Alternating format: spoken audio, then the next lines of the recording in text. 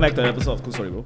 Today I have the first guest of Cool Story Bro. Literally, he was the first guest of Cool Story Bro. was? You were? Oh yes, I was. You were the first guest. Yeah. It was like late last year, I think, like December, November. Wasn't it like 2 years ago? 2018. Oh shit. Yeah, end 2018. Late 2018, I remember he was in my podcast. It was a very long time ago, man. Shit, it's been 2 years and I only have like 29 episodes. It's kind of sad. Yeah, it looks like your place is emptier now. So I hope things are okay. No, this is okay. This is a meeting room actually. Oh, it's meeting room. Yeah, it's a meeting room. So this is where we... Like last time we were... Last time was in the living room. Yeah, it was living room. Yeah. Joshua's house lah. Yeah. So after that, we started shooting at a workspace, like co-working space. And then after that, we moved office. So then now we're like here lah. Okay, man. Yeah. I mean, the setup is like not great lah, but okay lah. There's room for sponsors lah. Yeah, there's room for sponsors. Room for sponsors. Furnitures, equipments, clothes, anything, man. Food also can. Coffee also can. Put your brand here.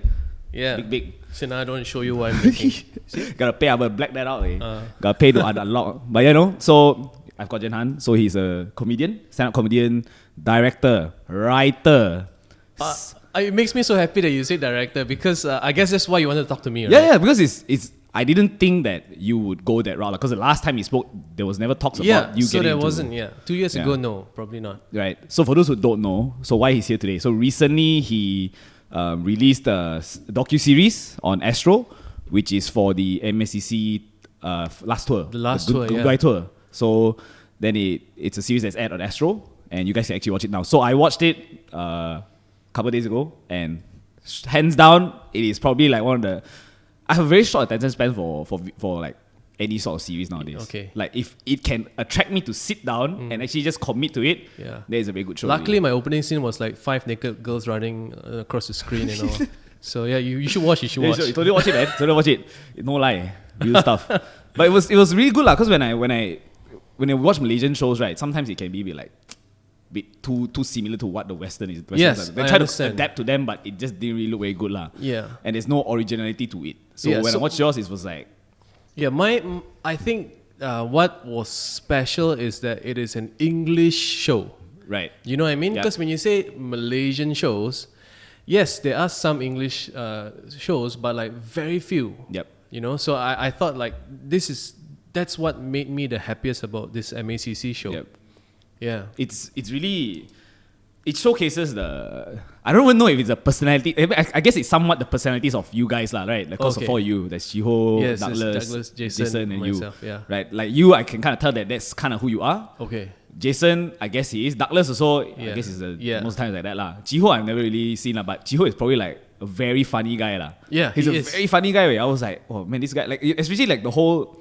Because the documentary or the docu-series, it is not literally like, a documentary. Yeah. It is just like a journey of you guys doing your last tour. Yes. But in between that, there's like drama, there's plot twists, there's all these like feelers, like feelers of what your personal life is kind of... Yeah, because like I say, I mean, I think it is reflective of my work as a comedian as well. Like if you watch my shows, I don't really talk about social stuff or like, I don't talk about topical stuff because a lot of my jokes are about my experiences. Yep.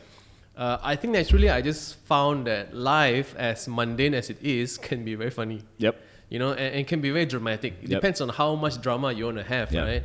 Yeah. So do you know why this show came about in the first place? No. Like how? Like so, I know it was a tour thing lah, but I didn't know how you. MACC, right? Yeah. So last year, I shot this last year because last year was the final tour. Yep. It was our 10th anniversary together, and we were going to just do a tour. So we went all around Malaysia, Singapore, Hong Kong, Australia, right? We had planned it. So Jason and I produced the tour, the actual tour. And we started planning a year before. So end of 2018, we started planning for that show. Yep.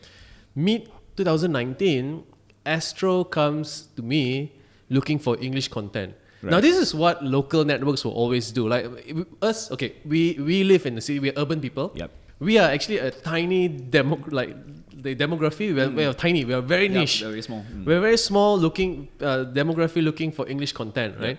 Networks will sometimes come looking for English content, but they always want like when they came asking for stuff, they were looking for 15-minute stuff only. Just 15-minute content. And I told them that it's going to be very tough because I'm going to go on tour. Right, but what I can do is I can shoot a documentary, a series, while I'm on tour. Right. right? So from 15 minutes, I managed to convince them to buy not just the actual comedy show. I said, you want English content, you want fun English content, the show itself is going to be funny, right? But I can also do a 6-episode series leading up to the tour. And then they were like, at first they were like, oh, because it's much bigger than what they came looking for, right? I was very happy that they were like eager to listen, right? But it is just bizarre. Now, the reason why I pitched that was because as MACC was ending, personally, I also felt like, I wanted to... A thought entered my head, which was, when I was young, I like performing. So that's why I did stand-up. Not because I like stand-up very much, but I enjoy performing in any form. My other interest was always like film or movies, right? But I pursued comedy because it was more accessible, more available. And then like having done this for maybe this is now 12 years, I think. I thought, what would happen if I actually pursued my other interests? Filmmaking. What if 12 years ago I pursued that instead? What would happen? Right. And I was very curious. So I wanted to try to pivot and try to see if that brings me some different kind of joy. Right. Because in the comedy world, I feel like I'm doing okay, and I enjoy myself. But at the same time, sometimes I feel I'm being too complacent. Right. Because locally, like it doesn't take much to, in some ways, do well. Right. Right. And I feel that I wanted to be challenged by my peers constantly, and sometimes everybody gets to a certain point and we become too complacent. Correct. Right. So I wanted to find a different challenge. I wanted to try to pivot into becoming a filmmaker. So I thought, Astro come looking for some content. Usually it's like they put online some digital stuff. But I'm like, you know what? I have this idea. I actually didn't have the idea yet, like I said first. And I wanted to be able to prove to myself, especially, that I could do something like this. So that's why I pitched the show. Right. Yeah. Okay. So Nice. so for those who have no context, this show is a 6-episode series. Yep. It is shot like a documentary. Yep. It is about the MACC, and I shot this while on tour. You shot it like you. Well, I had a camera, Camera crew, two camera person. Like it's a very tiny crew because we were touring. Like in the show, you would actually see locations like Penang, Johor, Sabah, Sarawak, Singapore, Hong Kong, Brisbane, Sydney, Melbourne, Perth. Like because I flew them there to shoot. So you had to come up with the cost. Well, initially yes, because not all the money would have come in yet, So that's why I could only afford to keep it very small very lean. And I knew that was my circumstances, so I used that to my advantage. Right. You know what I mean? Yep. So one thing I noticed is that usually when people have small budget, a lot of student films that try to compete at like competitions, short film competitions, I can tell that they are working with either no budget or extremely low budget, but they always try to flex some form of cinematography and all, right? For me, it's like, I knew I got no budget, so why am I hiding that? Why not use that as an element in the show? Yeah, because that helps with the funny vibes. Yeah. It gives that very good raw, like... Yeah, because as you know, like the MACC, I played them to be someone who, like 4 guys who think they're all that. They are just big fish in a small pond, right? They're like, oh, what's up? But then press conference half empty, perform in a small club. So that is very funny juxtaposed against some cheap looking shots. No, but the thing is, like, when you show me that press conference, like, when I saw the press conference, right, it's half the place is filled. It didn't, to me, right, it was funny, but it didn't seem to me like it was odd also. Like, it seems it's normal, like, it's not something that I'm like, oh, these guys are like full of themselves like that. Yeah. Like, So I get the comedy behind it. Yeah. So a lot of that, like I wanted it. So one thing I knew I wanted was for people to watch it and go, I don't know if this is real, but it feels so real. Exactly. This is what I have. That's why I have a lot of questions. Oh, okay. There's a lot. I don't know what is real and what isn't. Like with Douglas flipping out, I was like, man, is he really like all in this, or like is Okay. Yeah, like I told you before we started today, I'm so excited because I've never spoken to someone who has seen all the episode and Right. want to ask me questions. So Right. so I am happy to be here to I answer. got a lot of questions, man. Okay. I got a shit ton of questions, man. All right. Right, so maybe the first thing we get into how much of the series is scripted? It's scripted. Okay. When you say scripted, right? So Like planned out, okay, planned I out. can tell you for a fact that the characters, because I'm so familiar with them, I've toured with them for 10 years, right? So I knew what they were like. Of course, in terms of the narrative arc of certain stuff, I have to pre-plan them because remember we are shooting this guerrilla style, but meant to not look so guerrilla. Yep. On location in different countries. If Yep. I miss that shot, Yep. I can't go back and shoot. Yep. Right. So I needed to know where my story arc was. The stories that happen. So that's planned. That's planned. But what happens, or like the topic of discussion, or like the arcs of each character, Yep. are based on things that are real. Right. Like things that, like how Douglas is a lot more alpha. Yeah. You know? That's true, lah. Yeah. That's true. Douglas is a lot more alpha, and then he, as like any alpha person, when they have a crisis in confidence, Yeah. oh man, they just crumble, Yep, right? yep. That is a very real thing. Yep. You know, or how Chi Ho is very underappreciated. That is also something that's real. Yep, yep. Right. So I took these real experiences and tie them into the narrative. In terms of scripting words, Yep. I would say maybe 80% is scripted. So I because it was so packed. Okay, Astro come middle of the year, right?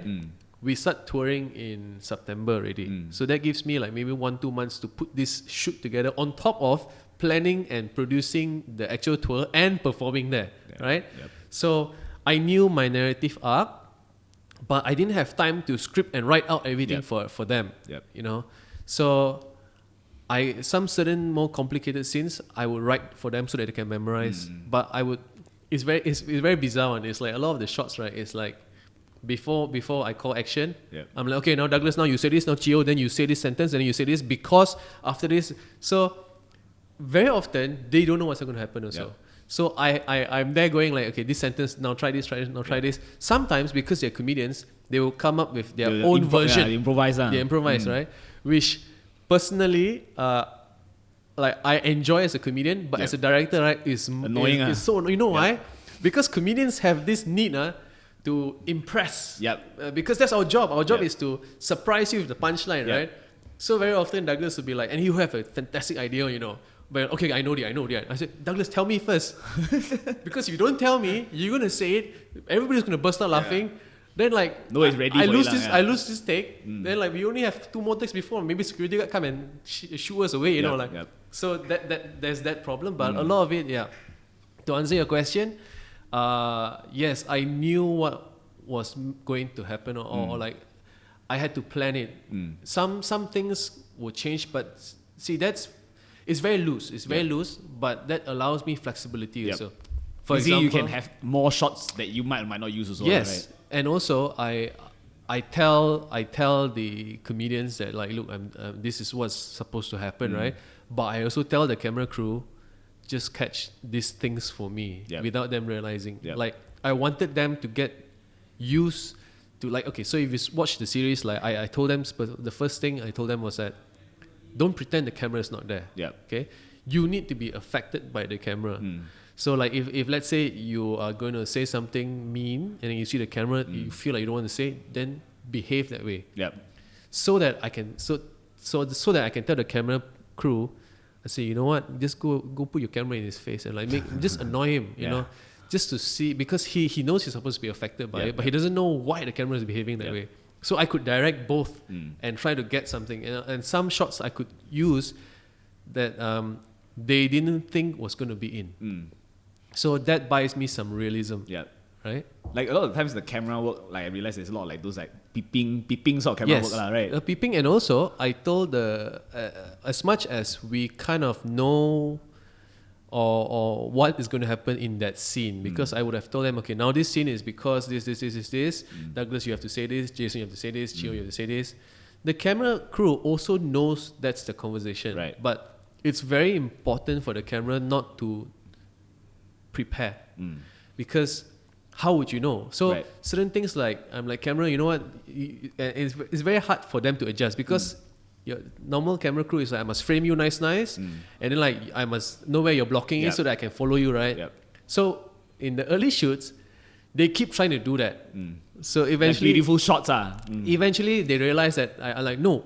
So you know what? Even if you shake, you thought he was going to go there, he went the other way. Yeah.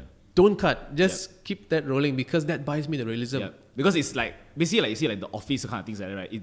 The way they do it is the same as well. Like, it's always like, hey, come here. Then the camera will come. Yeah. Instead of like, the camera is literally like, basically the camera is a POV lah. Yes, Yeah, yes. it's more of a POV rather than it's a camera. Yeah. So the camera cannot the camera cannot be seen to be anticipating the move of the actors. Yep. Yeah. So that buys me realism also. Because for me, it feels very like genuine. Like, it has a very genuine feel to it. Like I actually feel like, oh, it's a goodbye tour lah. Yeah. Like a vlog of you guys. Yes. You know? Yes. Yeah. So it's like a more structured vlog, you know? Because I see like, oh, you like every time you're like, oh, camera guy, come here, then they'll Yeah. come, or like, hey, under, then they'll go under. Like, it feels very, I guess as an audience, I feel very involved as well. Like. In a way, it gives me a very, Because it doesn't look like a show to you, you know what I mean? So you're like, what is this guy trying to do, right? Like, I'm just watching four fellas trying to like figure out life and doing that thing. It's just like that. Yeah. And it's funny. I was like, man, it's really good. Because I honestly didn't, I'm very surprised because I think during MCO or like slightly after the lockdown, the first lockdown, and then I remember you posted on Facebook, right? You said that you bought a computer. Yes. So that time, okay. So I can tell you about that timeline. So we finished the tour November 16. And then like I took the next 1 or 2 weeks to shoot the scenes in KL. Okay. Okay, and then after that, I think it was, this must have been like maybe December last year. I felt either I was burnt out or I was tired or what, but like I felt like I hated everything I did. Yeah. The show, and I was just refused. I'm like, you know what, I can't do this. I refused to touch the show. And Astro didn't rush me. So I was very disappointed in myself. Then approaching like, I think late January, I'm like, you know what, this is a responsibility that I have. Like, I can't be too hard on myself. This is my first time shooting something. Let me just finish it, right? Yep. Then I'm like, okay, let me start planning. I start planning, and then the COVID come. Right. Then I'm like, oh my God, what do I do? Because I still had to shoot another 10%, but mostly my scenes. Yep. Mostly my scenes. I guess I found the scenes that had me in it the most difficult to, because I didn't know how to write for Yourself. the Jenhan character. All right. The others, because that's how I see them, you know, but very often like you don't really see yourself in that way, you know, you don't know how to see. So a lot of my scenes, and then lockdown started, so I'm like, okay, you know what, maybe I can start putting the clips together, right? But I had an editor who, like, for me, I enjoy editing a lot because it's like you're making magic, you know, you're taking scraps and then you suddenly make something, right? Exactly. I could not be there with him because you know MCO, right? And then I thought, you know what, let me find a way. So I tried looking up like remote connecting. Okay, remote connecting. So he works at home. He works on a 2011 iMac, right? And all my footage are in 4K, the gigantic files, right? So I'm like, okay, he cannot even like load the file without stuttering. And you want to ask him to do something I learned proxy. Later on, proxy. He don't have enough space. And also like it would take so long for him to even make proxies. I had a 2015 MacBook Pro, not too bad. Starter, Still but bad lah, but not too bad lah. Not too bad, right? But I don't know how to use at all. As in like I don't know how to edit. And when he remote in, it becomes slower. Right. So I felt very helpless for a long time, and at the same time, I was also working on the actual final show, the MACC comedy special. That one is not too difficult because that one, the show is There's set. a flow already, I just have 7 camera angles to pick from, so I know roughly. As a comedian, I would know when to cut in close, when to give you a wide, when to show an audience, right? Stuff like that. So that's not too difficult to figure out. So I did that, and because Astro asked for that, Astro said, you know what? And it's very nice of them. I felt like initially the plan was for them they wanted to put it on a pay-per-view thing and not censor anything at all. And they were actually very lenient on the censorship. But Astro said, you know what, like it's lockdown time, everybody is a bit stressed out. We want to do something nice. We want to give them a comedy special for free. So I was like, oh, that's a really cool thing to do, right? Like they wanted, like this, you had a chance to charge people for money. You're going like, you know what, just give them for free. Yep. So I worked on that. I finished, and then I was thinking about how do I work on this series, and both our Mac cannot pakai, cannot use. So I looked up the new the 16-inch MacBook Pro, right? Which was like something I always wanted, but I'm like, oh, cannot. Number one, cannot afford. Secondly, like it's locked down, like so scared to spend on anything. Money is very, very scarce. Yeah, man. So I started like YouTubing, Googling like and stuff. I realized, you know what? I used to use PC. Maybe let's look at PC again. And I spent like 3 weeks just watching any tech tuber and like Jay's 2 cent, your Linus and all those people who talk about tech. Yeah. Like, I can't remember I spent 3 weeks learning and keeping up to date with like part by part. Right. And then I slowly bought part by part, failed many times, tried to fix the PC, tried to fix my own PC. Eventually, I think after like a month and a half, I have a working PC. Nice. I have a working PC that was just enough to run and render 4K stuff. Although the show I will eventually render down, but like I need to read those files, right? I just had a PC. I didn't buy a monitor because I just want to spend. So you use a TV, right? Yeah, man. Every day I'm in the hall just trying to like squint and see what's happening. God. So with that, I had the PC, but I don't have editing knowledge at all. I only know iMovie, you know? Yeah. So I spent like another 2 weeks or so watching tutorials online, learning to use Premiere Pro. Yeah. And then I could then assemble clips and like arrange them properly so that my actual editor can then at night, every night we would just meet online. Like, so he would remote into my computer using TeamViewer and he can use my mouse in a sense. So he helped me tidy stuff up because I think editing, I like collaboration, you know, like because this is what I think works, but if you disagree, there must be a reason why, and I think the result of that discussion will make it better. Yeah, for sure, man. 100%. Yeah, so that's how I actually made the series. Damn, man. That's crazy. That's mad. That's actually, it sounds like a rough ride, man, but it's good to see how the outcome. Fun, right? Like, and then I felt really shitty about myself, man. Like, I was like, I don't know what I'm doing anymore. I'm hopeless. I'm useless. But then much later on, I realized, you know what? I learned new skills. Yep. That's the thing. Like, I realized one thing. Like, every time we do something, right? If something's new, something you have never done before, the hardest part is starting it. Yeah. And the second hardest part is finishing it. That's true. It's really, but once you actually get into it, you're like, it's not that hard. Yeah. It's just really, you just need to put that time in. Because I'm like you. So back then I was a writer. Like when we first spoke before this, I was a writer for them. So then, I think about the following year, about end year, so we had not enough stuff for videography. Yeah. So then I was like, you know what, I'll just learn. I learned how to edit first. Yeah. So I learned how to edit. It's damn cool, man. Yeah. I watch your lo-fi videos all. Like all this, like it's like, it took me like maybe like about 1 or 2 months about to learn how to edit and like do stuff lah. So then after that I was like, I kind of itchy want to learn how to shoot also. Yeah, I go and learn how to shoot, learn how to do all these things. Then now I was like, because before all the previous guys left, I basically like tap out the knowledge, like just really absorb everything I can. In like, I guess when like you also, when I first shot a video on my own, like without anyone's help, I was very paranoid also. I was like, wow, am I missing shots? Bro, it's just a behind the scenes shoot, right? I had like, it was less than 2 minutes, the video. I had about almost 1,000 footages in the camera, you know? And now I went to the office, I was like, oh man, I was like, okay, a bit too paranoid already. This is like mad, bro. I don't need that many. I ended up using like maybe less than 50 or so. Yeah. I was like, shit. But you, like, honestly, I always feel like it's scary, you know, whenever you take on something, like it's scary, but when you actually get into it, it's like, oh, it's actually. Yeah, and like I realized, right, like we pursue it because we project an image of ourselves doing it, and it's always so fascinating, right? But then when we're actually doing it, suddenly we scared, right? Yep. I realized that a lot of our fear is a fear of really believing it can work. Yep. You know, it's not so much a fear of failure. It's like you are afraid that you set that expectation. You know. So that's what I felt then. Yeah. Yeah, and like you learn, and also like you learn not to be hypercritical of yourself. Yep. Correct. Yeah. That's true. I think we have to be, because everybody's gonna, a lot of people are gonna criticize us lah. You know what I mean? Especially what you do, because a lot of people criticize you. And then if you don't love yourself enough, you're gonna crumble, man. You're gonna get into like a very messy state of mind, like, you know what I mean? It's not healthy. Yeah. Self-love. Self-love is important, man. Don't worry if you have to see a therapist. It's okay, man. Yeah, I honestly think It's so. only okay, man. Sometimes you just gotta understand your mind better, you know. Like, I feel like it's not a bad thing. Yeah. Also, when it comes to therapy, so like, I realize a lot of people are afraid. Number one, some people are shy about it, right? Secondly, if they're not shy, they usually think it's very expensive.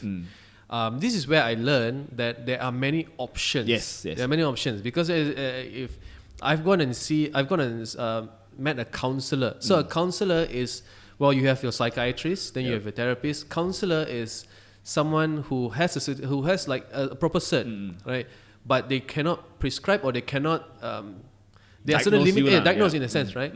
But it's much cheaper. And then if it's not that, there are a lot of like new, I don't know, it's like housemanship, you know, like when you we see like trying to be those therapists just graduate, they need to talk hours, because they often, right, they must be attached to an actual professional therapist.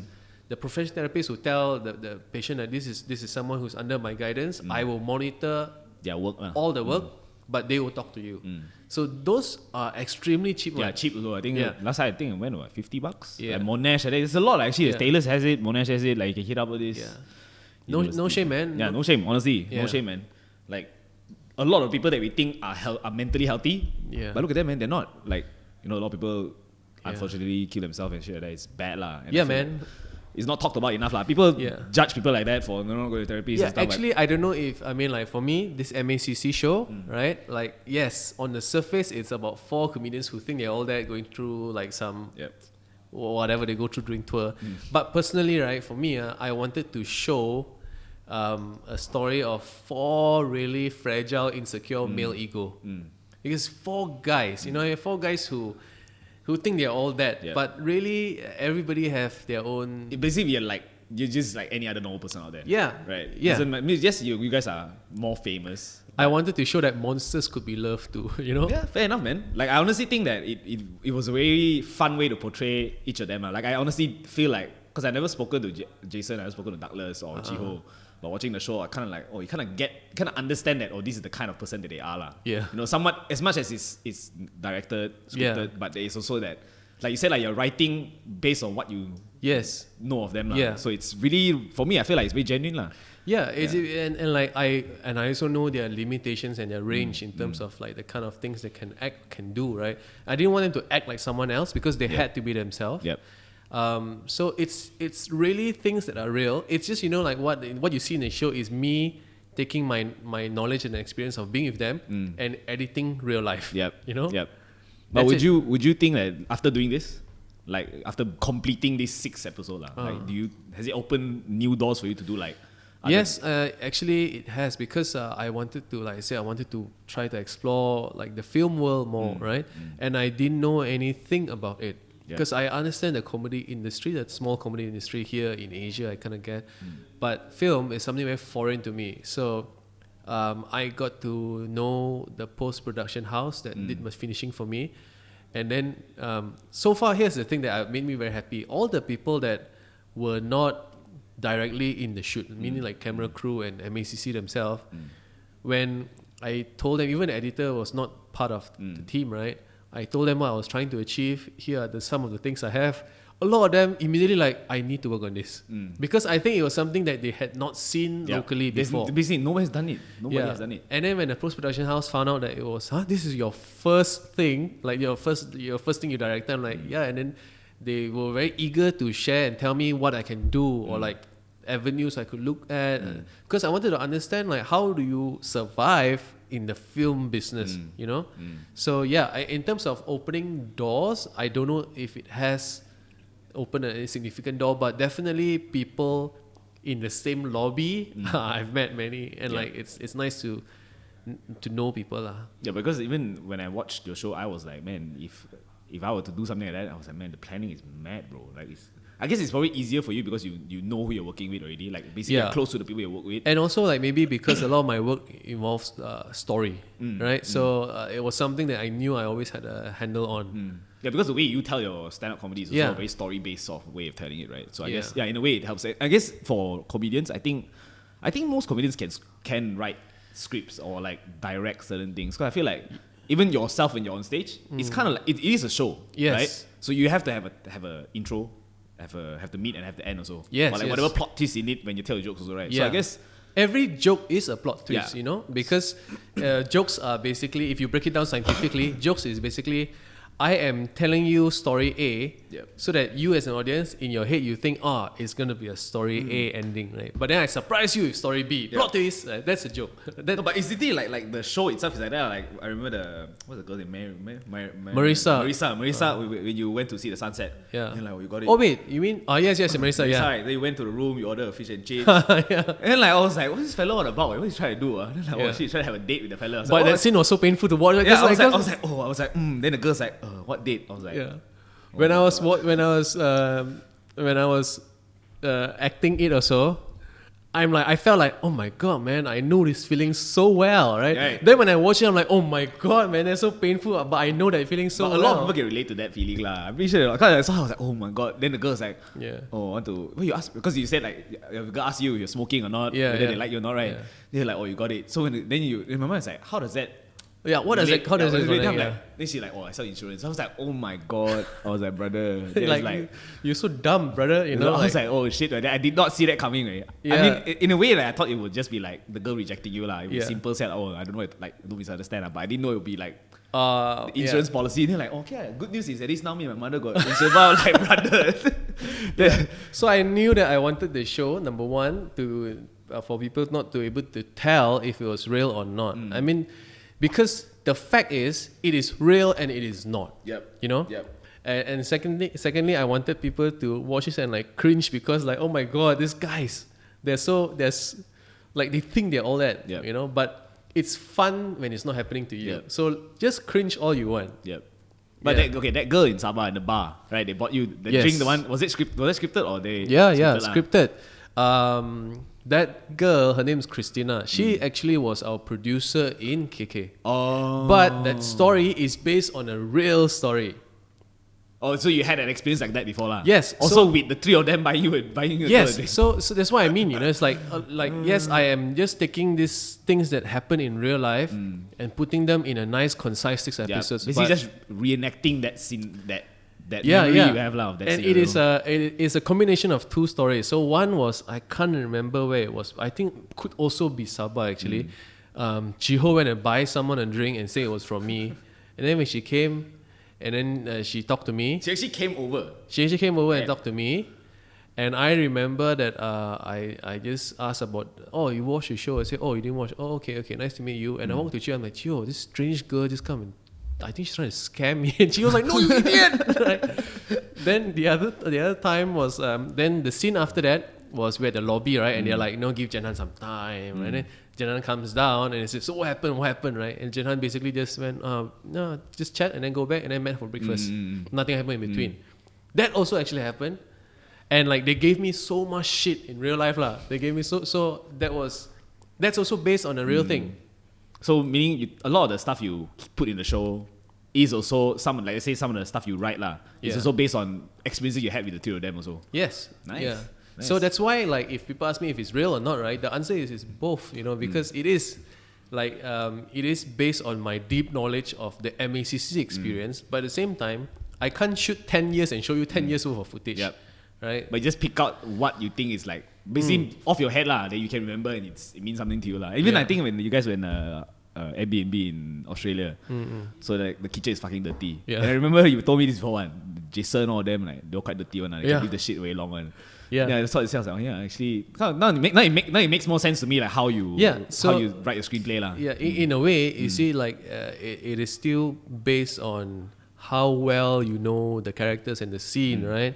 So for me, the advantage is I knew them very well, so that's I guess an advantage, lah. Yeah, but so for you after doing this, lah, right? Do you think that what sort of direction in film would you want to head into? Like what kind So of film I would you don't. make? Okay, so I don't think I will go to film immediately. I feel like it's a bit too big a jump, right? Like I only through doing this, I learned a lot during post because the questions they ask me upfront. I say, okay, what format do you shoot on? How many frames per second? I'm like, I'm not sure. I mean, I have the footage. You can check. So then I start asking. When they ask me like your chroma color, is it 420, 422? I'm like, I don't know what any of this I don't is. know that, man. Right. So I had to learn in reverse why certain things are important. Like why now I kind of understand why certain like in the big movie world, right? Certain cameramen or cinematographers, DOP, they prefer certain brands of camera and blah blah blah. I start to understand why, because there's a bias towards a color or something. Color is like a super crazy thing when it comes to filmmaking, man. Yeah, so I learned all that in reverse, and I feel like I still haven't learned enough, right? I would like to keep shooting. Like I feel like series is a good learning ground. It is. It is. Because there's consistency. It's balance. It's a balanced place where you can also shoot beautiful shots. You can shoot. Yeah. You know, basically it's very flexible in terms of what you It can is. shoot. Yeah, it is. It's not just that. You see, in series, right? Your locations will repeat. Yep. Right. So that allows people to also get better at things. Like in film, very often your location don't repeat so much. You know, it is just one time and it's done. And there's a lot of set design as well. Yeah. So I would like to practice more, I guess.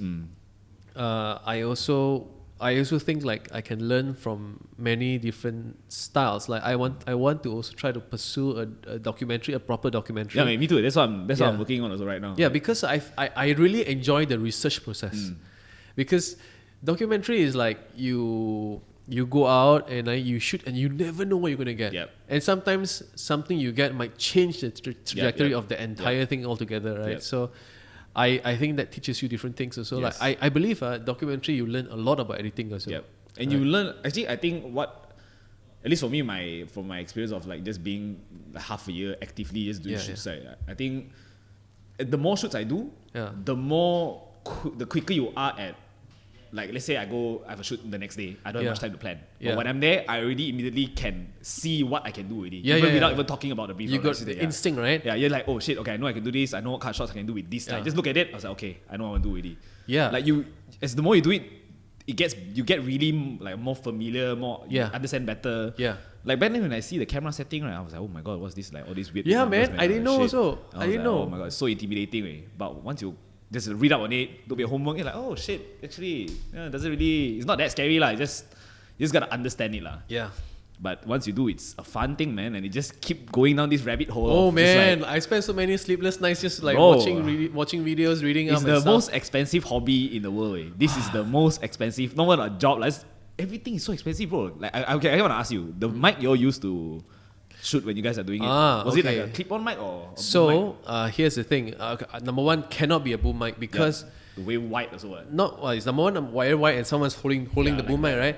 The moment someone holds it, everybody around will know that there's a shoot going on. Right. So that might slow things down. That might make the background not look normal.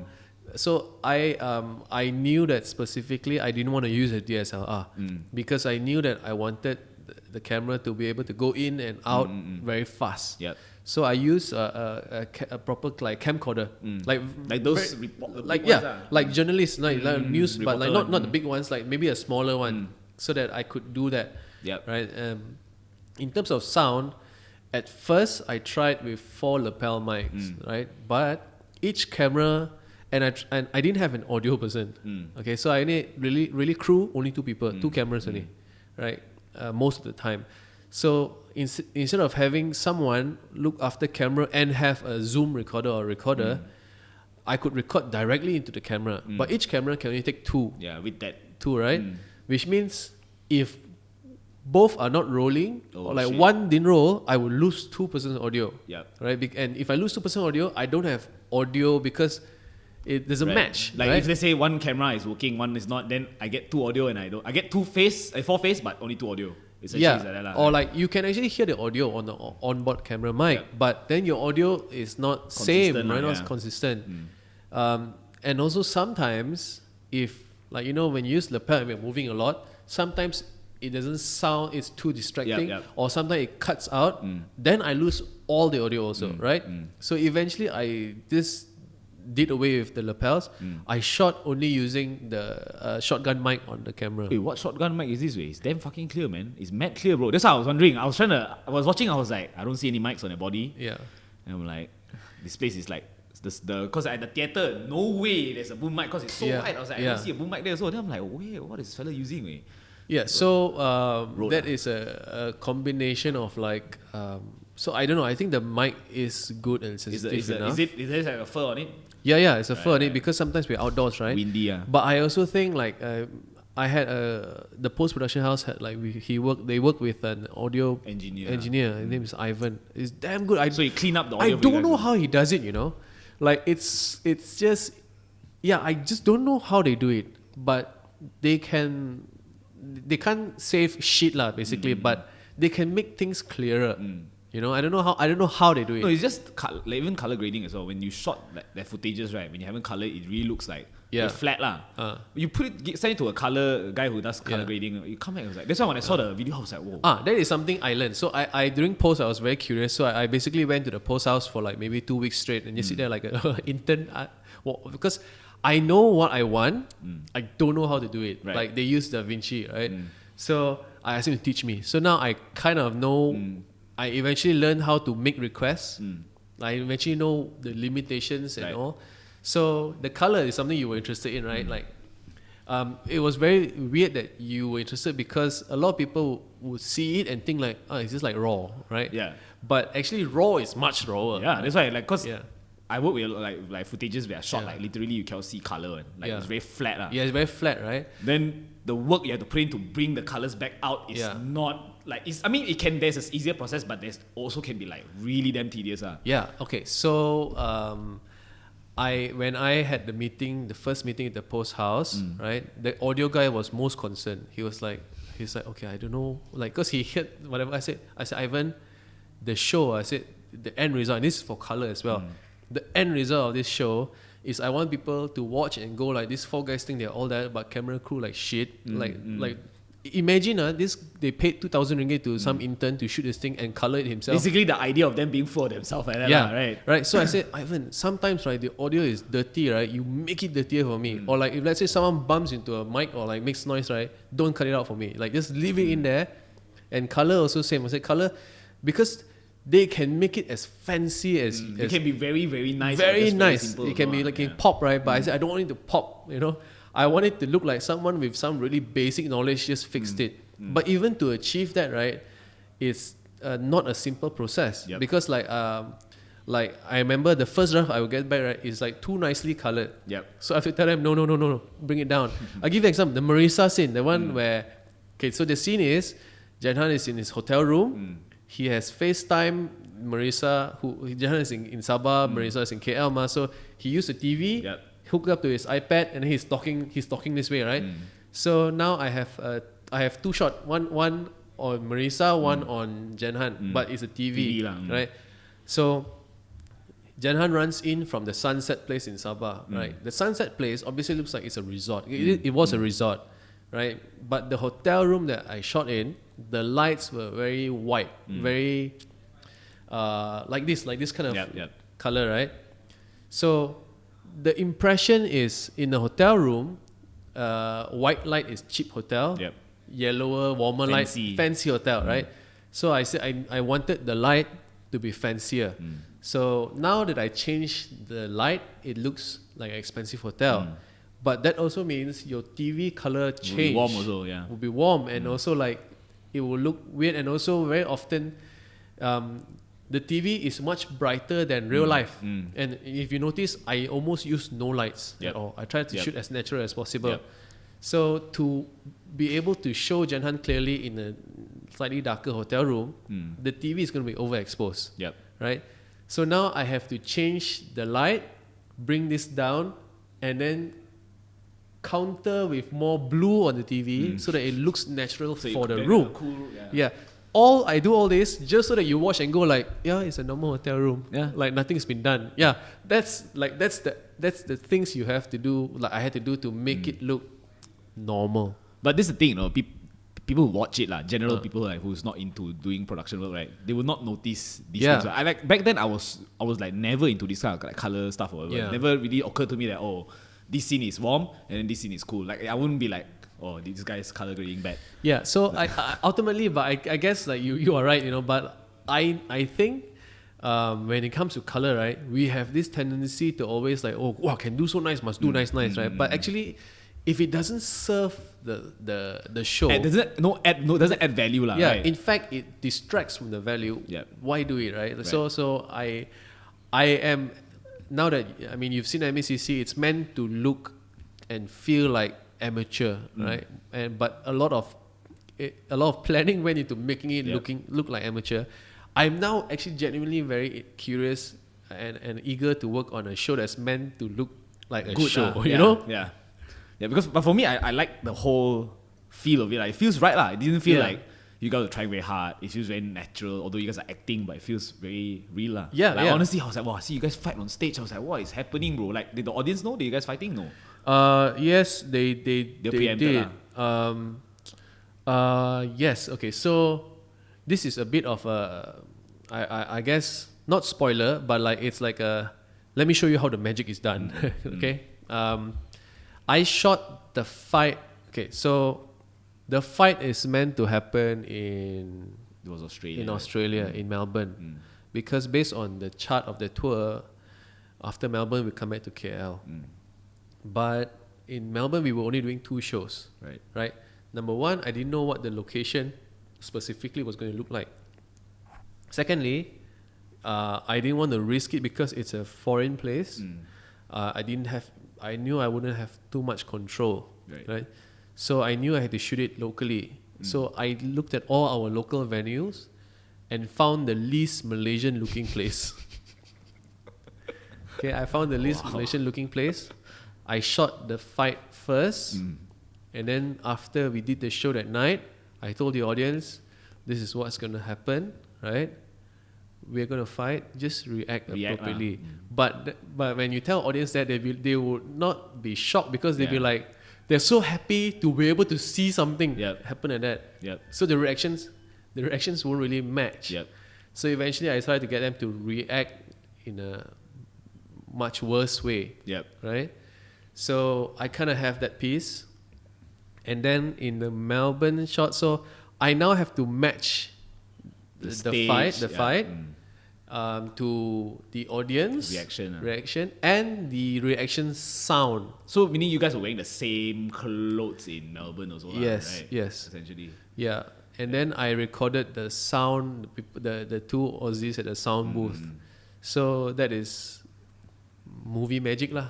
You know what I mean? So that is where like something like if I wish I was a more adept editor. If I think a superpower editor could make that scene greater, but that scene sound also helps. So I tell Ivan, I say, Ivan, this fight, right, like it's gonna look stupid, right, but I want people to feel uncomfortable because they are actually fighting, you know? So stuff like, so you add in the moment the microphone hit anything, right? You give me a sound, or like you when noise is supposed to come in, you know? Sound bites lah. So just so that when you watch it, you go like, oh my god, right? You know what's interesting? The reaction shots from the audience, right, are actually from them watching actual show. I don't know why they were reacting that way. Like the actual show on that you guys are doing. I think it was like Jason's set or something. I don't know why. Disgusting, is it? So I don't know. Maybe, probably. So I remember I went through so much footage just to find a best, because like again, this is a series, but I shot it like a documentary, right? So I would have a lot of footage, and I have to find the best combination of shots that will make it look the realest. Right. Yeah. So, but this show that you did, right? It's basically you wrote it with Jason, or you wrote? Oh, so I pretty much handled this. So Jason and I we were producing the actual tour. But closer to the tour, Jason took on more of the tour job. So it left me with. So I did this because this was something I pitched I got it. So I'm Right, like, right, okay, right. I gotta make it work. So, okay, now that you have entered the I guess the film industry or the broadcasting industry, right? So, is money good or not? Like doing stuff like that. I don't know yet. To be honest, I don't know yet because like this is the first. This is the first, and like, I haven't.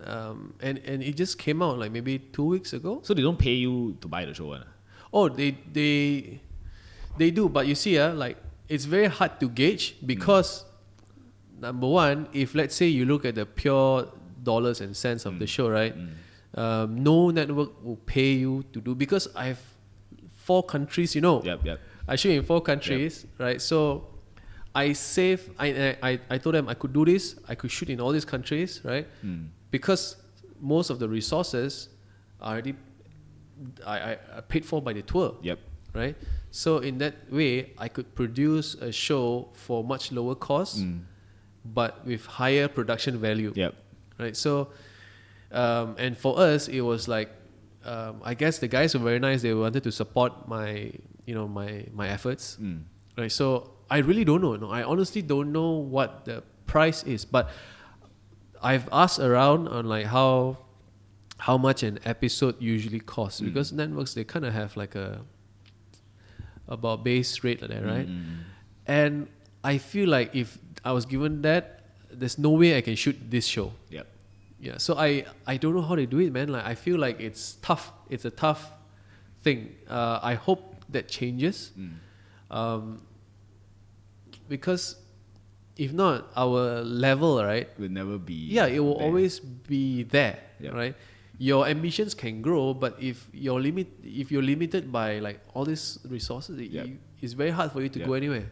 Yep, that's true. Like if you see like Americans when they produce shows, one episode costs like over how many millions, just to produce one episode. And here is like, I don't know, man, to be honest, they spend 100,000 on one episode here, our quality would change so much, eh? Yeah. And then now a lot of times I think, cannot call anyone out lah, some production houses or some like broadcasting company or whatever lah, right? Like I feel like when they approach local talents, let's say I approach you, they always lowball one. They will always pay you the local rates, like not paying. I mean, obviously at the end of the day, everyone's going to be paid what they're worth lah. Yeah. But most of the time, it's really tough. Yeah. So it's hard because like I mean it's a chicken and egg situation, right? It's like, okay, I know we started off with no budget, but then like eventually, when we do work together and then like it gets better, shouldn't the budget also increase? Yep. Like for some reason, like Brian, the quality bit of the people involved increase, but the budget doesn't increase, and then eventually you still like friend price lah, friend price. Yep. But like, bro, friend price, how many years already? Exactly, yeah. It's not on me, it's on you to fight as a producer for more budget because it's what you need, right? Exactly. But that's the thing lah. I guess I don't know, man. It's a very, I feel like as a creative, right, in Malaysia, if you want to get big, right, it's really hard, man. Like if you want to depend on like your local, like your government efforts, like whatever, you have your own like, let's say like associations for like certain things, right? Like I feel like for the creative industry, there's none. Okay, so this is what I learned. In film, it's so one thing I'm experiencing now is a very different freelancer lifestyle. So last time as a comedian, I usually like if I got like 3-4 shows a month, I'm like, okay, I survive this month. As for like when you do film or shoots, right? Like you look at months, right? And you try to plan ahead for like, okay, so now if I plan like if all my plans happen, my entire year, I know I have few projects I'm done, right? But if all don't happen, right? Oh my god, man, you 1 year jobless. You have to think of plan B and stuff like that, right? So I feel like the process is very different, and in film, because it is like that, there are actually a lot of financial aid that you can find locally and globally. Globally, it's because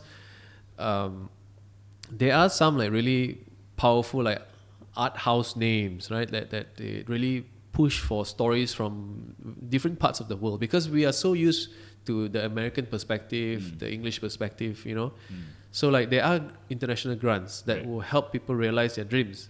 Locally, recently also there was one. This is what I learned. I think it's called Pelaksana or something. So during the lockdown, because people cannot work, Right. a lot of crew, a lot of entertainers, they're out of a job, Yep. right? So there's one problem. When they are out of a job, networks don't get any shows because no one is shooting the shows. Yep. So networks are out of content as well. The government actually offered a grant for networks to have content, which means It helps the crew have jobs. So that is a grant that it's called Pelaksana. Yeah, you pitch your show to the network because the network ultimately is going to be on the network, right? So you pitch your show to whichever network, they like it, they'll tell the government, we want this show, government pays for it. Nice. So there are grants. Okay, so the problem I think is because sometimes the moment we say local grant, right, immediately our perception is it's gonna be shady lah. Yep. It's gonna be some kickback here and there, right? Which is true. It's gonna be very biased as well, lah. It's gonna be very biased, which is true because it has happened before. Yep. But also there are many times where it doesn't happen. But what happens is us, the young filmmakers, right, who know this bias, we will be very dispirited. We will be dispirited. You say Finas is not going to be fair to me, right? Yep. So you don't even go and pitch. Then you don't get a chance. Yep. Which leaves all the shady people to go and pitch and get it because you were not there. Then you complain there's no help. Right. But then the government or Finas will go I tried but no one came. So it's a chicken and egg, right? So I feel I don't know. It's a systemic problem. Probably. I don't know. But for me, I feel like whatever there is, doesn't matter what industry, just in any sort of different industries, I feel like there is a gap in terms of the younger generation and the older generation. There's this one gap that we cannot meet in the middle. We will definitely like the younger people, I prefer to have a flexible working hour. Yeah. Whereas the older people is no, you must come in 9 to 5. Yeah. Right. So there's this gap where we cannot. Basically, if let's say I'm going to work for like a corporate, for example, it's going to be bad, man. I wouldn't be able to take it. Yeah, I understand. So I feel like it's just maybe it's the people. Maybe I don't know. When the next generation comes, it might be a bit different. Yeah, who knows? But it's also in terms of working style, right? Because us young people, especially in the digital age, we are very used to. Oh, you want me to do this? Okay, you pay me this, I'll do for you. The transaction is very fast. Whereas in a more corporate setting, the agreement to do work and the payment is different, right? And also a lot because of how we function in work, the way we see work that way, our understanding of what business is also very different, right? So I think that is also a gap that has to be bridged lah. Yeah, man. But so this show that we talk about the show lah. Yeah. Because you have questions, right? Yeah, it's a bit of spoilers here and there, but whatever lah. You guys. Yeah, but if you look, I know our friends all know Astro. A lot of our friends nowadays don't have very hard Astro. to find people with Astro lah. Yeah, but if you do, or if you know a friend with Astro, please watch the show. Watch party, man. Do watch party together. It's on Astro On Demand. All 6 episodes are there. Astro On Demand. Yeah, it's literally a 2-hour show only. Very short. Yeah, I wish it was longer, but it's 2 hours total lah. You was literally just basically watching a movie lah. Yeah, essentially basically watching actually a movie. you're right. Yeah, basically watching a movie. And okay, so the question is this: Yeah. so your manager, Ching Yi, yeah, Ching Yi is an actual producer. So right. Ching Yi is not an actor. She genuinely was our producer while on tour. So she was working. No, but also. okay. So the story in the series, the setup is she your manager, manager. Towards the end, it become more like every time they talk about your love life, right? Then suddenly the camera will cut to Ching Yi. Okay, so you see that is something that when you watch, you would have already realized this Jenhan is the youngest of them, right? And he's also the most clueless in that sense. He's not very aware of his surrounding, right? Ching Yi is a very responsible, and Ching Yi is my favorite character because she is the normal person, But what the show tells you is that the cameraman, because it's a documentary, he notices these things that Jenhan doesn't notice. Oh, okay. You get what I mean? Right. But if you follow the story, I wanted people to hope, please, right? Jenhan, please be smart for once in your life. But will he really? I mean, I'm not gonna spoil it, but let's just say it was a pretty. Yeah, it's so that feeling that you have, right? Man, is what I wanted to convey. Because I was like, oh, this one suddenly like, you know, from the sunset part, I was like, oh, when you get it right, I was like, oh, this fella get what way? Like, is he gonna ask her out or what? What's wrong with you, bro? Then suddenly, Right? then he walked away. I'm like, brother, what is happening? Then the last show, it was the backstage. Yeah. Right? Then you sat next to her. Yeah. Then I also thought like, oh, happening already. Because Chi Ho came, he like Yeah. disappeared. So I'm like, oh, maybe now it's a setup. Until Yeah. the end, still nothing. You know, I'm like, so in the end, what was that? It was just like Because some guys, I mean like you're some basically guys. trying to portray you yourself as like this is what you would do basically like in real Yes, life. Right? as in like when I say some guys, I mean I'm also guilty of this. Like we're just a bit lost, clueless. you No, know. I'm clueless too, man. So it's a trait. It's a guy trait that I, as an observer, I feel like, man, I don't like that kind of person. You know, and I noticed that in me also. But it is a real thing. Yeah. Right. It's a real thing. So that's how Jenhan is, lor. Well, would you say you're naive then? I think I definitely was at one point. Yeah, that is also something that the guys have last time made fun of me about. Like, I'm stupid, I'm lost, you know, which yeah, when a younger, much worse lah. You know, okay, for example, when we were young, right? Last time, let's say like early 20s, you know, you like this girl, the girl like maybe like you. I'm not even like confirm like you, but then she maybe go overseas study. Oh, you save your money, you buy flight ticket, go there, you think you're gonna chase her back, right? Yeah. Now as an older guy, you go like, I mean, tiring, like, you know, maybe I'll save my money, right? So there is that element. Some people just never grow out of it. True. Yeah. But so now you're still single, right? Yes. Right. So do you feel like there's a need for you to have a partner? Need Yeah. Do you feel like it's a necessity, or do you feel like I can live with or without? Oh, okay. So I am still there. I'm still like I don't feel the need, right? But then I recently learned that this is a feeling that comes to guys as well at a later age. Like, I don't know, like I have friends who are like in their late 30s or 40s suddenly feel like I need to find someone. Settle down. Yeah, I need to settle down. Like, which as a younger guy last time, like I never thought that was a thing. But now I'm like, oh my god, I think it could be real. Right. But I don't know. I have not reached there yet. Yep. It's the same as what the feeling of metabolism. Now, when younger, you always hear like, you know, people our age will talk about, oh, metabolism is so slow now. Yeah. And you eat very full, right? Cannot stand up. Then I'm like, nonsense. This is a myth, right? It's a beef. One day it just happened. I'm like, I ate, right? I stand up. I'm like, oh, I have to sit down. Right? Like all these things when we were younger, we used to say like all this joint pain stuff. Yeah. Like that. We didn't think it's real, but as you get older, these are real, man. Like over time, also I'm like, oh shit. Some days I wake up like, oh shit, what my back ache lah. Yeah, man. Like for no reason, right? I was like, I didn't even do anything. I was like, shit. Yeah. Okay, so the other question is, from that one scene that you asked Chingy, you said, how do you know a person like you? So how would you answer that question if I ask you now lah? How do you know if that person likes you? Yeah. I think they will be interested in knowing more about you. You know, like because I think that's what I would do if I am interested in someone. It's like you know, like people. I feel like people always get scared when you say it's a date, right? Or like, oh, what is a date? Is it a hangout? Is it whatever, right? To me, I feel like the most important thing for a date is actually for me to find out if I like this person more, right? So if I like someone, I think I would want to know a lot more, or like know as much as possible. So I think they will ask you questions. If I reverse it, maybe hopefully they would do the same. Right. It's like when you go on date last time when you're young, right? Oh, must impress the person. Wear nice, put cologne. Go you know, go restaurant. Out with girl, only do hair. Go out only do hair. Stand in the middle there, right? But then you are presenting a version of not yourself, Not really yourself, yeah. And then she's presenting a version of, because she knows you are bringing her to an aircon place, so must dress nice, right?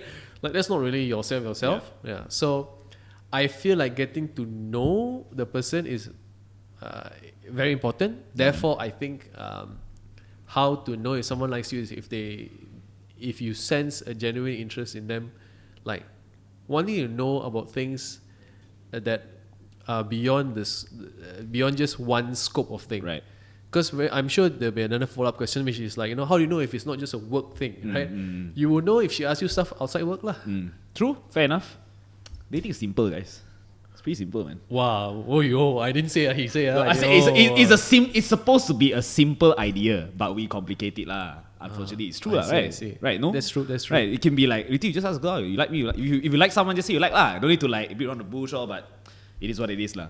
But it's very different now though. Like dating wise is different now. Modern dating is fast, bro. It's fast, man. People like get married after like half a year or like. Huh? Serious? Bro, man, modern dating is fast, bro. Like nowadays with Tinder and stuff like that, people literally go to people's house, not even meeting this person for the first time. You know what I mean? You see, this is where like now you make me have uncle thoughts. Not you really know? uncle thought. I feel like, how can you like that? You know, I don't get it also, but I also guess I don't know, the younger like at least when I was their age, I wasn't like this kind of thing is very like not that crazy yet lah. Yeah. Like after the whole the digital age came right, they just changed the whole dating game. I was like, man, what is wrong? Now people meet on the phone. They don't meet real life first. So what you mean meet on the phone? Like chat. Yeah, chat. Talk on the phone, then only you go out. I was like, what if you go out with some, like kidnapper way? Like how do you know this person is real? But people are so confident doing that nowadays. Is like so casually do it lah. I was like, man, this is a pretty. It's a new world. It's a new world lah. It's a new world. I don't like it, but yeah, man, it is what it is lah. But man, so with producing this show, what did you enjoy most about doing this? What was the most enjoyable thing that you? I think the most enjoyable thing was learning all these new things. Right. It's just so interesting lah. Like right. of course. We are very biased because we both kind of now like video stuff, right? Yep. It's like what, it's like if you like music, you get to spend like 1 week with your favorite band. Oh my god, man! Like, right. You may not be doing much, but like everything you're absorbing is so on. It really is. The knowledge is crazy, man. Like they just observe them doing their thing, right? And every time you if something makes sense, then you're like, oh shit! Like it starts opening different doors in your mind, like. There's effects on Premiere Pro, right? There's a lot of effects. Sometimes you like just trying to like tastefully use the effects. You look like shit, man. Like you try to use it, just drag and drop it, look like shit. But there are ways that you can make things look good, lah. And there are ways you can layer it in a way that you can make it look a bit different and whatnot. There's so many things that you can do with it, which is why I'm so fascinated. Because if I give, let's say, two of us, right? I give you the same files I have, and they say we edit this video, but individually, it's gonna come out different. Super different. It's gonna come out different, but. Both also you can watch. Just that both has a different way of telling it lah. But it's like we're using the same stuff. But you can make it look different in a lot of ways. Yeah. The choice of music, the choice of color. So it's a universe that's very like vast. It's like never ending, man. You just you think you're done with one thing, but then there's like, let's say I'm done with video editing already, but then there's like color. Yeah. And then there's like, animation, all these motion graphics, and this is like, Yeah, so that's why like for me, like the best part about this is learning and knowing that, oh my god, so much to learn. Right. So do you feel like that this is one of the reasons why you are so into it now? Yeah, I think so. Right. Because like there's this eagerness to do better. Do you worry though, like if one day like suddenly you just burn out or something, right? I don't think so. Like, see, burnout is like maybe you work too much, right? But like I feel like, and this is something I think is true throughout my whole life. Like sometimes that fear of failure, or like not fear of failure, fear of an eventual failure. It's like you haven't even you think you failed, then you better not do, right? Like I always am like that, like because over-analysis paralysis, like what Jason said, like just like that. Yeah. So I also need to look forward to, in some ways, failing. Because, as you know, in the video world, even if you fail during shoot, right, sometimes editing can save it, right? Correct. So it's a field that teaches you never give up. Yep. You always try to find and dig your way back out. Yep. Yeah. Yep. Correct. Fair enough, man. And honestly, that's true. Really, you can fix a lot of things. Like sometimes I go and shoot and I feel like the footage is not great. Then you feel like shit lah. You look at the videos, like, oh my god, I wish it was not like that. Remember that scene at the bar? Where the audio one. Cut out the audio. Yeah. That's very good though. That's a very good. So that is a way I creatively fix things. I try to make dialogue humor. But that's not what you said lah, right? I mean, it's more or less kind of there, but it's not it's totally not what I said. But it is the gist of the story is like that lah, right? Yeah. I mean, I thought that was a very good way to salvage a video. Like, I thought it was pretty funny. It was pretty funny. And because the funny part wasn't the talking, it was the of the Yeah. what Chi Ho is doing, what the rest are Yeah, doing. and you go like, what is Yeah, happening? what's happening? Well, this fella really just simply buy drinks or and honestly I thought it was real, man. That's why I was like, I was like, so at the end of the credits I see like written. I was like, written? But then written means what? Not scripted. Yeah. But the way you guys play out is really didn't look scripted at all. Yeah, Like, but you see, I mean, even videos that you do, right? Even if there's no dialogue, the way it is written, you know what I mean? The way it is, like, you can't, your start, your middle, your end, you know, and big, whatever. Like, that's writing also, you know? So, there is also that element. Yeah. But it's fun, man. It's really fun to see, you know, someone from Malaysia actually doing stuff like that. Because honestly, like, I grew up watching, like, you know, the shows like The Office, like all this, like Parks and Recreation. Yeah. That is really funny stuff. And I feel like the quality is very simple. It doesn't look like it's a very expensive produced show, like it's aside from paying the actors, but you know, but the way it's shot is it's very how do you engaging. As a person who watch it, I feel like I want to know more. Like I want to see more. Like what is happening later, what are they doing, like. Because somehow you are involved in that world also. Because the cameras are like that. Yeah, the camera work is literally the reason why I was like so. Because the camera moves, like it walks. You feel like there's a movement. It doesn't feel like I am watching a TV. Yeah. As if I am the camera. So I'm just like sitting down there, immerse myself in it. I was like, you know, it's really fun. Like, honestly, I think my favorite part of the whole show was just really how to see you guys, you know, going through from like happy, sad, angry, crazy. Like even the beginning also, the first episode already, the ending was like, you saying that, oh yeah, you're gonna have a reunion 2 years later. Then I was like, oh, this fella. Then people start talking shit to you. I was like, oh, this one don't know like real or not, but it makes sense. Like if it like did happen, like basically like it's not only I'm fooling you in terms of you as an audience watching don't know real or not, but even for them there, they're like in front of camera act one way, but behind camera is like, you know, they like more rude, you know. But I think it's nice to see everyone. They're sort of like themselves, right? Most of the time, they feel like they don't feel like I mean, maybe the anger and the sadness that it's acted out, but as they are happy or they're just being themselves, I feel like it's funny. Like even when Douglas was just doing this rap thing, I was like, it's very like very bad, but it was a bad good at it. It's funny, good, funny bad like that. But it's like funny. I was like, oh, this guy really like all in. But it's very nice to see everybody has a personality. I feel like it's you didn't have to create these characters. Yeah, you know what I mean? They're already that person. Yeah. So I just need to kind of frame it in a way that you get it. You know? Yep. So it was good, man. Really 10 out of 10. Honest. The fact that I haven't watched like a series, actually finishing a series is very long already, like years, man. Even movies, like attention span very low. Okay. So it's like being able to sit down and watch it. I was like, oh. I'm gonna. This is my first quote. 10 out of 10. 10 out of 10. Yeah, right. 10 out of 10. New York bestseller or something. Must watch. But really though, like I mean, obviously you can only watch it on Astro. But you know, find your friends. Hopefully. I mean, like I don't know. We haven't heard back from Astro how the show is doing. But hopefully, the the department that I work with at Astro, they all liked it. So that's a good sign. You know. Hopefully, I don't know. Hopefully, we get to show it outside Astro one day.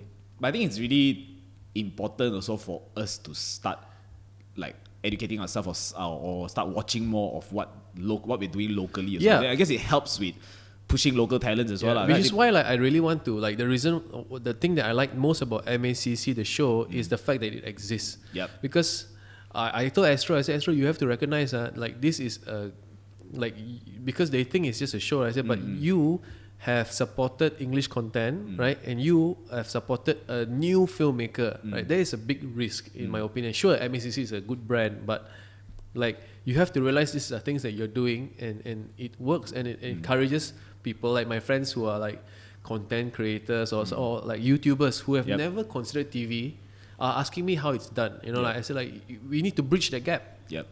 Right? Why do we always? Because I also am guilty of this. Last time we always feel like, oh no lah, Astro or networks they're going to do their own thing lah. You know, but sometimes things like this can happen, right? So I hope that the bridge is smaller and smaller. Maybe it's the start. At least you guys is the start lah. Like honestly, when I'm not honestly anyway, some Chinese, so like I was quite like, I was shocked. I was shocked, genuinely a bit shocked, because I know a lot of like even some comedians were already calling out them for like not supporting like, you know, basically like Netflix is supporting comedians a lot now, especially, right? Like I recently saw Jason has stand up now. I don't know when will you guys be there, but you know, like I think honestly, if I believe one day, very high likely you guys will be on Netflix for your. We'll see lah. I mean, It's a possibility, man.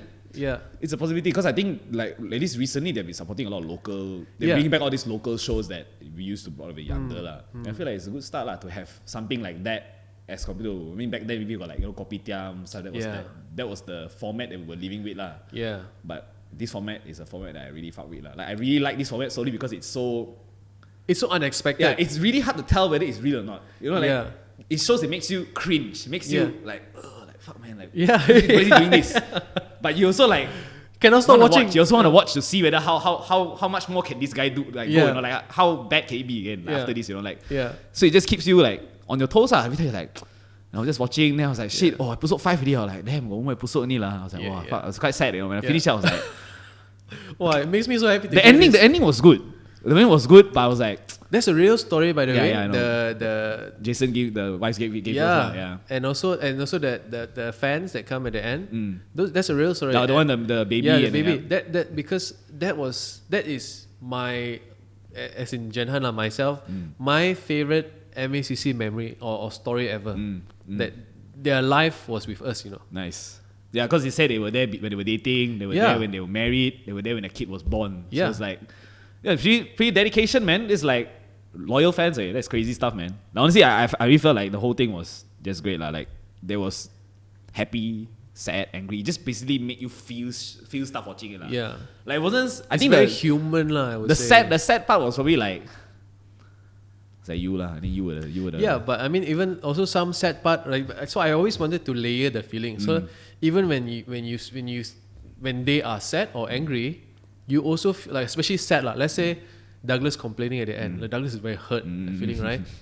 Or Jenhan failing, right? Let's say Jenhan failing is an easy example. It's like you feel like, oh, so sad for him. But at the same time, you're like, you deserve it lah, bro.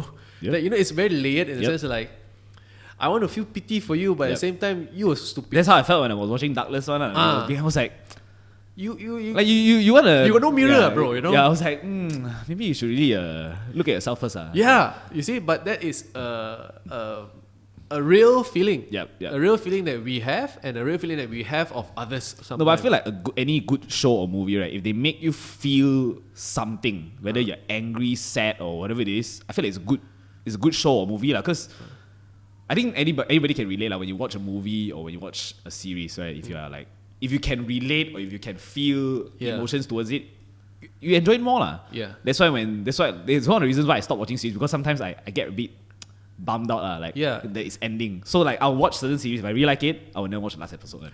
I know what you mean. I'm that kind of guy. I'm like, I will not watch it, and I'll be like, if I don't watch it, means it's never done. Means I'll just have the memory. Let's say like, I don't know, this is gonna be like like once you watch the ending, you'll be like, oh, it's over, man. Like, like it's done already, lah. Then I just get really bummed out because I'm like, oh shit, what if there's no other series better than that can be better? What if I get like, you know, because I think 2 years started already. I really rarely watch stuff already. I think Game of Thrones was the only one that I like religiously follow.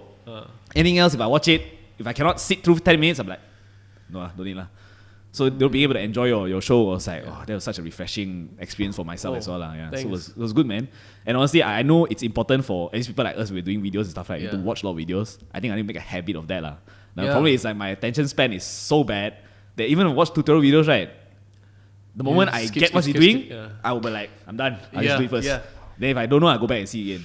Yeah, of course. I mean, I think that is fair. And also, but I mean, because you are interested, sometimes we watch for a specific reason. Yep. You know?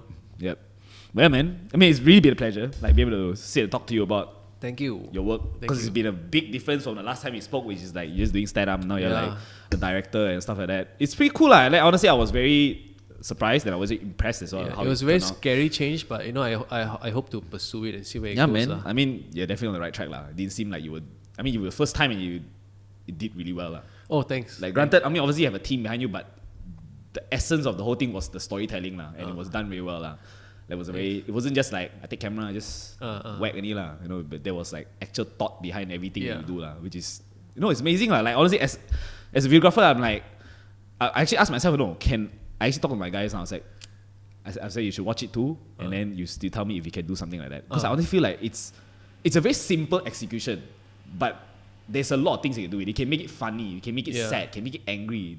Instead of like having to always think about doing what everyone else is doing. I feel like this is something that even I feel like I want to explore. Yeah. Because it's fun. I feel like it's fun because I grew up watching all this kind of stuff, and I feel like, well, maybe, because like we watch the American shows, right? The American shows, everything's based on their culture. Whatever they do is based on their culture. There's not really one where we are, let's say Friends, for example. Like, why don't we have like a Friends that's like a Malaysian Friends like that? Like everything we say, everything we do, like, the dating life, the work life is different from the Americans one, right? So we don't have that sort of stuff here. You see, like, I think what was important is that, like, at the end of the day, this MACC show is a very Malaysian perspective on normal life. Yep. That's it. Yep. Correct. And I feel like as a Malaysian, I relate to it lah. Like one thing I didn't like was no subtitle lah, but okay lah. Like I was able to understand because it was my language lah. It was easy to pick up and stuff like that. So on Astro there is subtitles. If I'm not wrong, got. They subtitle English, Malay, Chinese also. You gotta press the 1-2 button. Oh, you tried. Oh yeah, you saw that one.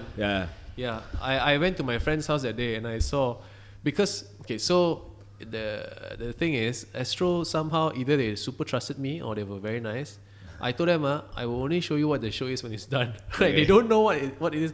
Then they have to write their own subtitles following the transcribe, right? I was quite impressed lah. They did it lah. Yeah, they did it lah. But I guess being such a big broadcasting company, I think this is like bread and butter. Then nothing is easy lah. But yeah, man. So it's an hour 20 minutes. Wow, so fast. Fast, right? Didn't feel that long, man. Feel like an hour or less. If you're still watching, thank you. Yeah, man. Thank you. You are not like us who fast forward to video and then stop watching when it gets. But to be fair, on my own podcast, I will listen. Okay, wait. Last question. Yes. How do you feel watching the series? Like as a viewer lah.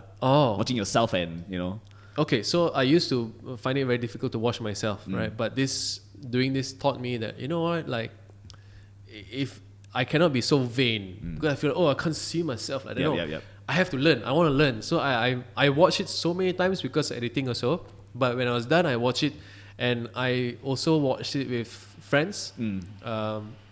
And during when they announced this, I convinced them to throw a small like a media screening thing.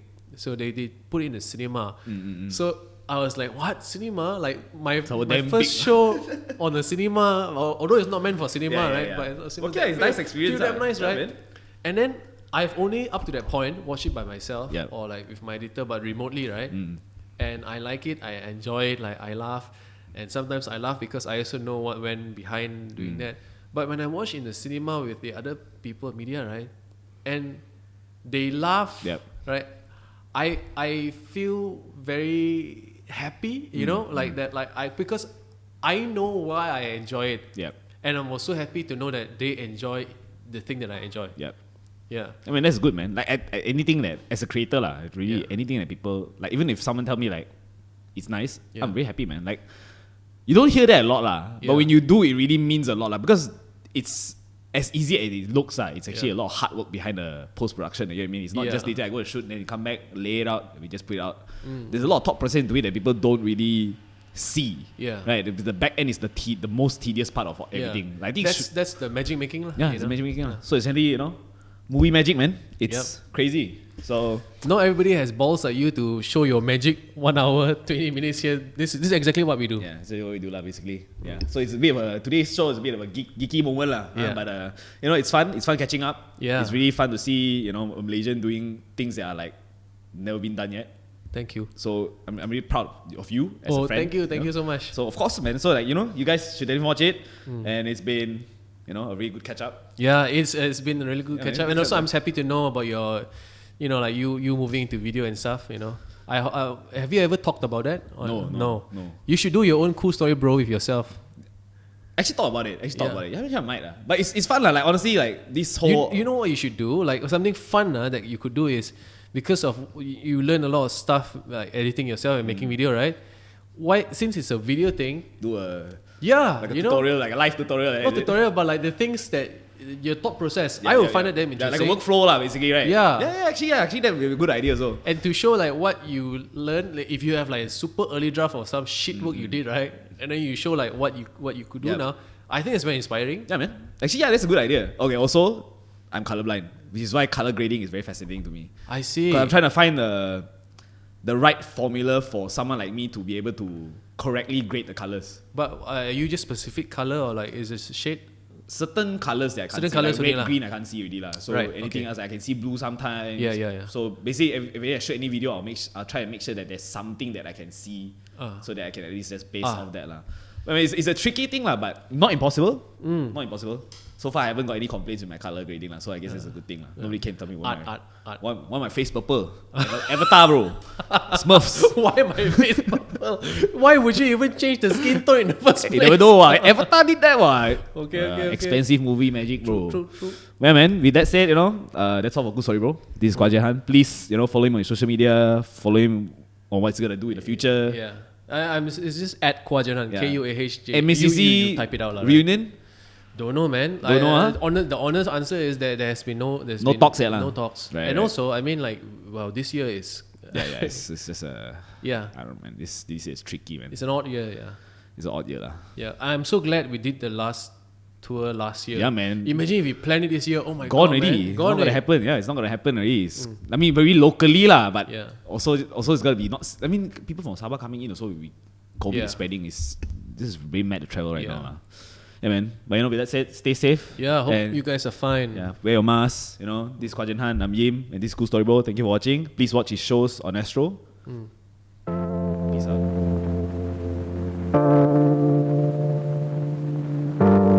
你想去邊度？我想出去買雞飯。